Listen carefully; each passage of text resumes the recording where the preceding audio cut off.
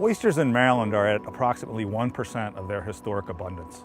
Much of Chesapeake Bay's habitat, the entire ecosystem, revolved around oysters. We have done to it what we've done to most of the world's natural resources that were there in abundance. We figured that it was inexhaustible and we could harvest it without any consequences.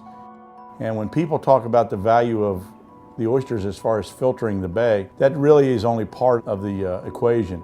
A lot of those organisms that associate with oysters are also filter feeders. So it's the filtration that the community provides that's really important, not just the filtration that the oysters provide. The restoration of oysters as a keystone species is one of the most important things we need to do to bring Chesapeake Bay back.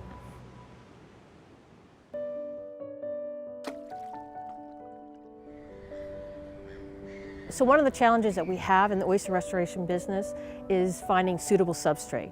Oysters in general prefer oyster shell to set on. And then once the shell is down at the bottom, it remains viable. But oyster shell in Maryland is very, very sparse. We're now exploring a mine in the panhandle of Florida that's getting fossilized oyster shells from the late Pliocene period about 3 million years ago. We're digging them up, washing them, grading them, and having them shipped to Maryland for use in Harris Creek.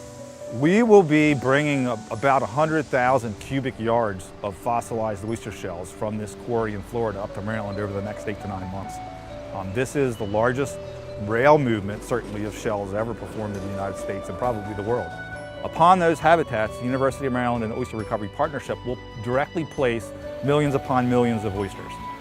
We are making habitats out of thin air. However, it's extremely expensive. We were able to partner with the National Fish and Wildlife Foundation and CSX to defray the costs somewhat for moving these oyster shells.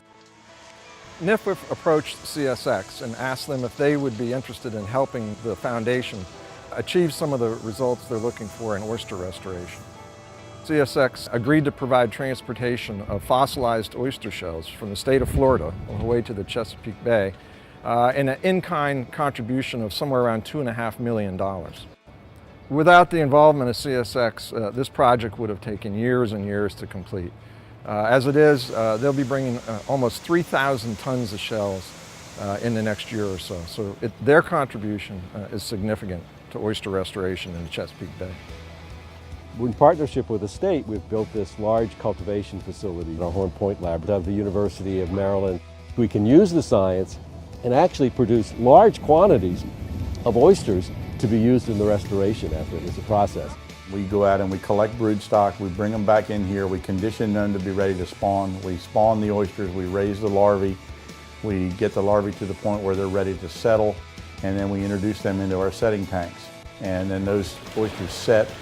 We've been able to successfully get our production up over 1 billion spat per year. The Oyster Recovery Partnership will come in and deploy those to various grow-out sites around the bay.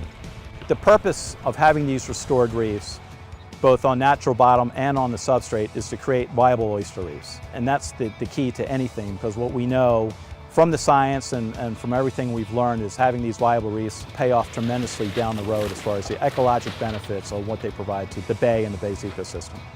You might be used to dredging, which is where you take material out and put it onto a barge.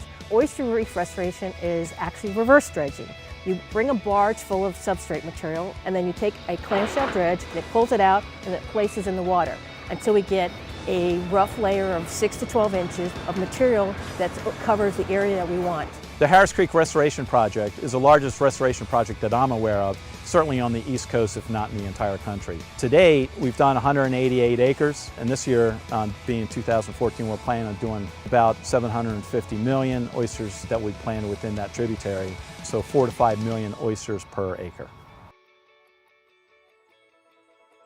I know it's successful because we have demonstrated time and again that we can take an area that has almost no oysters there and we can turn it into a living, vibrant oyster community.